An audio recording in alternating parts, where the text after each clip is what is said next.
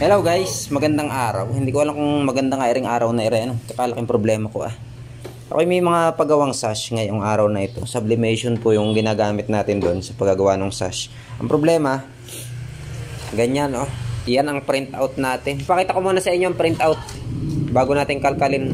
Testing lang natin to kasi hindi ako sure at ngayon ko lang to gagawin kasi patapon na rin yung printer head natin na yan kasi nga ilang beses na naman natin kinakalkal yan, lagi na nasisira. Pagkakatapos natin mag alis ng bara, mag-o-okay, tapos pagka ilang buwan sira na naman. So ngayon meron akong gagawin, hindi ko alam kung gagana, sana gumana kasi sana hindi masira kasi ngayon ko lang gagawin yun. So sundan natin yung procedure para kung sakaling gusto nyo gayahin, hindi ko sinasabing ito yung tama kung sakaling gusto nyo gayahin tapos gumana sa akin, bahala na po kayo kung gagayahin nyo po kasi po ngayon ko lang po ito gagawin. Sabi ko nga, test print muna natin mga kaibigan para makita nyo yung ating printer.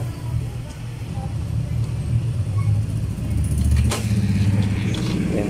Sublimation po ang ink nito mga kaibigan.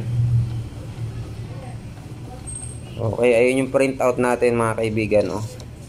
Walang black, ayaw na ayaw lumabas yung black. Tapos yung yellow ay meron naman yung yellow, sobrang putla. Ganun yata talaga pag sublimation talaga maputla yung yellow. Pero ang problema ko dyan talaga yung black. Tapos yung gagawin pa naman nating sash, black yung text. Ilipat ko lang yung printer na yan dito baka sabihin nyo ibang printer yun yan, ilipat ko lang dyan kasi mahirap magkalas dito, mataas dito natin, bababa. Patayin na natin. Bunutin ko na to. Bunutin ko na yung power. Yan. Slipat ko lang dyan. So yun guys, ito yung ebidensya na sobrang dami kong kaki-cleaning tsaka ink flushing kanina Umapaw na nga yung ating ink pad. Ayan, dito sa ilalim. Umapaw na. Ayan, nalagyan kong basahan yun, natatapon na yung ink. Nakalasin ko na Ayan, kalasin na natin. Guys, sabihin ko lang kakaunting porsyento ang nagtatagumpay dito sa ganitong proseso. Kalimitan kasi palit na ng printer head pagka ganyan nakalala ang problema. Ako kasi mahinayangin kasi ako, kaya gagawa ko pa rin, testingin ko pa rin. Baka sakali sayang kasi.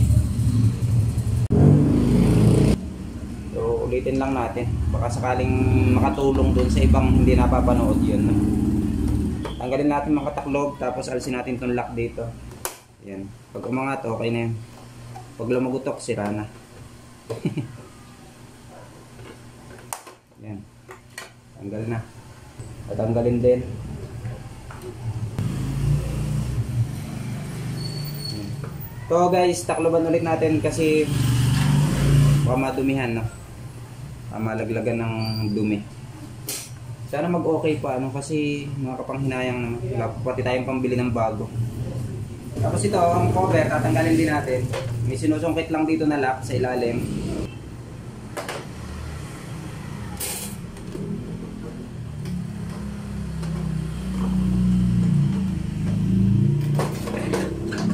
Pag natanggal yung lock sa ilalim, mabubunot na natin yan. Iisod natin tong ating printer head. May sinusungkit lang dito guys. Ito kasi marami din ang hindi nakakaalam ba't daw hindi nila maiisod yung kanila. Sungkitin nyo lang po ito. Yan yung white na yan. Pag sinungkit nyo po yan, may isod nyo ng printer head kasi nakalaki yan sumasabit yan doon. Ayun pansin nyo ba? Ayun, gumagalaw Sungkitin nyo lang, tapos may isod nyo na po. Doon sa mga naunang tutorial ko, laging nandun yung comment, hindi daw nila maigalaw yung printer head nila. So sinusungkit lang po yun. Ayun. Tutulak nyo lang papunta doon para matanggal yung lock ng printer head. Nagbahayan na siya ng ipis kasi medyo madalang naman ako mag-print ng sublimation. Kaya siguro ganito ang nangyayari sa aking printer lagi-lagi. Itong printer na to ay talagang sa tingin ko ay patapon na yung printer head niya. Kung gusto nyo gayahin, pwede naman po pagka talaga naiinis na rin kayo sa printer head nyo. Pero kung sa tingin nyo matino pa ang printer head nyo at konting cleaning lang naman,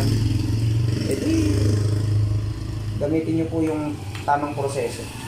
Kasi ang tamang ginagamit sa ganito guys, yung cleaning solution. Gagamitan din naman natin siya ng cleaning solution, pero may gagawin akong iba ngayon kasi talagang lagi ko ng problema to sa printer na to Pag tatanggalin naman to guys, itong lock, susungkitin lang yan. Pag Tanggal na po ito. Ayan. Yung lock lang yung sinusungkit para matanggal. Ito pala. Tanggalin muna natin itong mga hose na nakasabit. Para mabuhat natin. Yan. Okay na yan. Tapos ito naman kulay white na to. Lock din kasi yan. Kita ba dito? Ayan, yan white na yan. Yan din nagkaka-problema yung ibang nanonood ng mga tutorial ko dati. Hindi ko kasi naipaliwanag ng maayos. Yan, sinusundot lang yung white dito sa side. Ayan. Tsaka dito sa kabila, yung white na yun sa side. Tutulak lang yan para umangat yung lock na yan. Yun lang yung sumasabit dyan. Pakita ko sa inyo.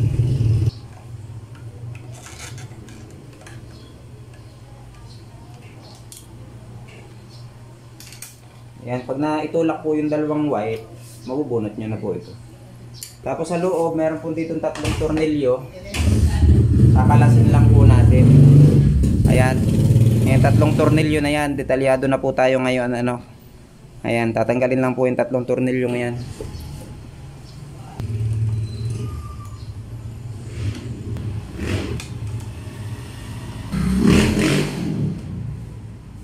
Yan. Tanggal na yung 3 tornilyo. Ayan. Diba, nabunot na natin. Yung kulay white na to, bunutin nyo na lang. Dahan-dahan po. Dahan-dahan lang ang pagbubunot. Guys, muli, itong tutorial na ito, huwag nyo na pong gagawin kung ako sisisihin nyo lang pag nasira po yung printer nyo, ha. Ito kasi, itong printer head na to, may board. Ayan, nakakita nyo may board yan sa likod. Ayan, may board yan sa likod. Ayan, yung kulay green na yan. Huwag na huwag nyong babasahin yan, ha. Ito lang babasahin natin, pwede. Itong ilalim lang. Tapos dito, sasaksakan natin dyan. Kailangan natin ng syringe na may hose, tsaka cleaning solution. So, mamaya natin gagawin yun kasi bababarang ko muna to ng tubig na mainit. Tsaka baka i-flushing ko rin to ng tubig na mainit. Tetestingin ko kasi, sabi ko nga sa inyo, patapon na naman po ang printer head na ito kasi nga ayaw naman gumana. Eh, lagi siyang nagkakaproblema ng gano'n. Pag hindi po ako nag-success dito, ito po ay akin ang papalitan ng bago. So yun guys, kailangan natin mag-prepare na, syempre, cleaning solution pa din. Guys, ito talaga yung ginagamit dyan. Ano? Kaya lang po ay, ngayon nga, sabi ko nga ay medyo naiinis na kasi ako dito sa printer head na to. So, may gagawin ako, lagyan ko siya ng mainit na tubig. Pero, hindi po siya recommended. Ano? Tatry ko lang po kung mapapagana po natin. Kung kayo naman, hindi pa naman pasira yung inyo talagang printer head, nagkaroon lang ng bara, ito lang po yung gamitin nyo. Cleaning solution lang. Tsaka syringe na may hose. Tsaka syempre, yung lalagyan ng tubig. O patapunan ng ink. May pinapainit tayong tubig dyan. And lagay tayo ng tubig na mainit dito. Ilagay natin. Ayan.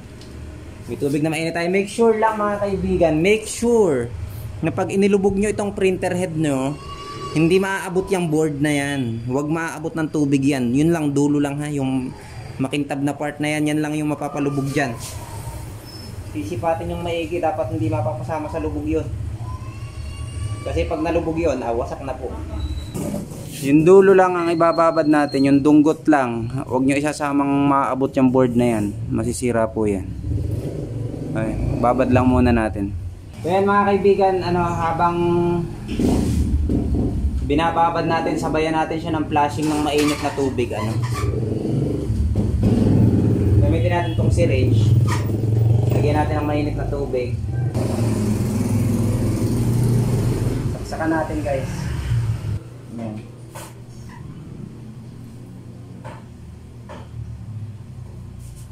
Pagkasaksa, bugahan natin. Yung sirit niya.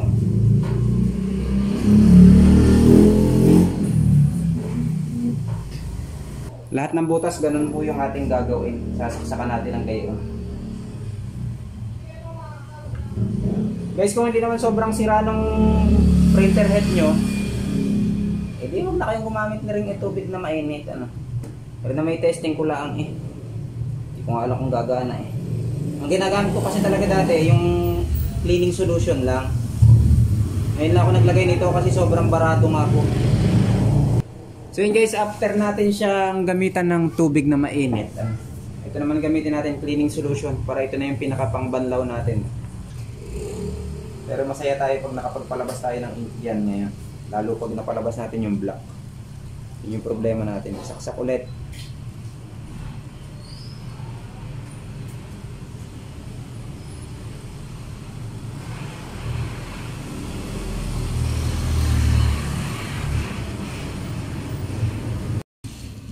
So yun guys, after natin siyang ma-flush nitong ating cleaning solution, lahat ng butas na flush na natin ay atin siyang tinuyo ng tissue. Ayan, tinuyo natin siya. At ngayon ay babalik na natin siya dito sa ating printer. So kung paano nyo naman siya kinalas, edi ganun din po ibabalik. Pabalik lang. Pabalik na proseso lang. Pero yun din po ang gagawin nyo para maibalik po ng tama ito pong ating printer head. So ibalik ko lang and then test print tayo mamaya. Yung pagbabalik nito, ingat lang po nitong kulay white na to. Kasi minsan nababali po ito eh. Ingat pagbabalik.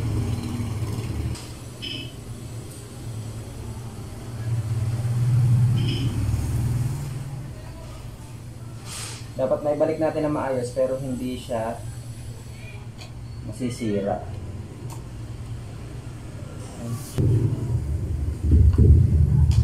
Okay, itong kulay white.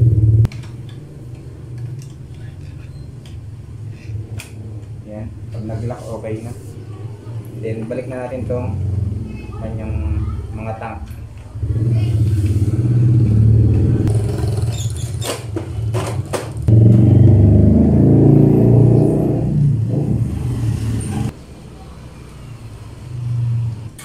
Yan, saan pa na ulit natin dyan. Pagka mag-i-ink charge tayo, kailangan natin ng resetter tool. Ito po, i-extract lang po natin yan. Ito, ayan, then open lang natin yan. Tapos open natin yung L120 application. L121, yan din po yung ginagamit. Tapos particular adjustment mode. And then click natin to ink charge. Ayan, ink charge. Okay, click natin yan, tapos ink charge natin. Tapos okay. So ayan guys, nag-i-ink charge pa tayo. Gamit nga yung ating resetter tool. So update tayo pagka natapos yan. Guys, after po natin siya ma-ink charge dito sa printer natin, test print na natin siya ngayon. Ayan, blank page po tayo, blank page. Wala po tayong sulat. And then test print natin mga kaibigan. Test print tayo. Pindutin lang po yung triangle. And then habang patay yung printer, pindutin yung triangle and then yung power ng magkasabay for 5 seconds and then alpasan, magte-test print na po yan.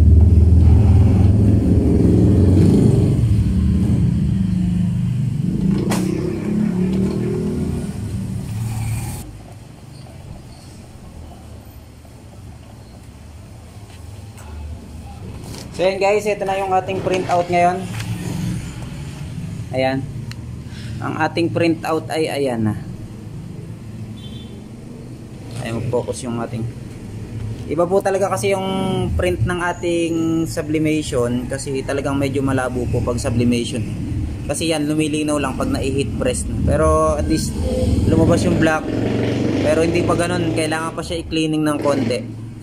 Ayan, kailangan pa rin siya i-cleaning. Pero at least napalabas natin.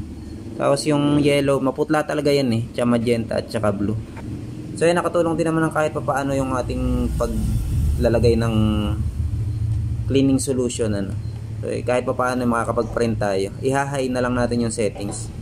So ayan, hanggang dito na lang. Sana po nakatulong itong aking video. Please don't forget to like and subscribe. Bye bye.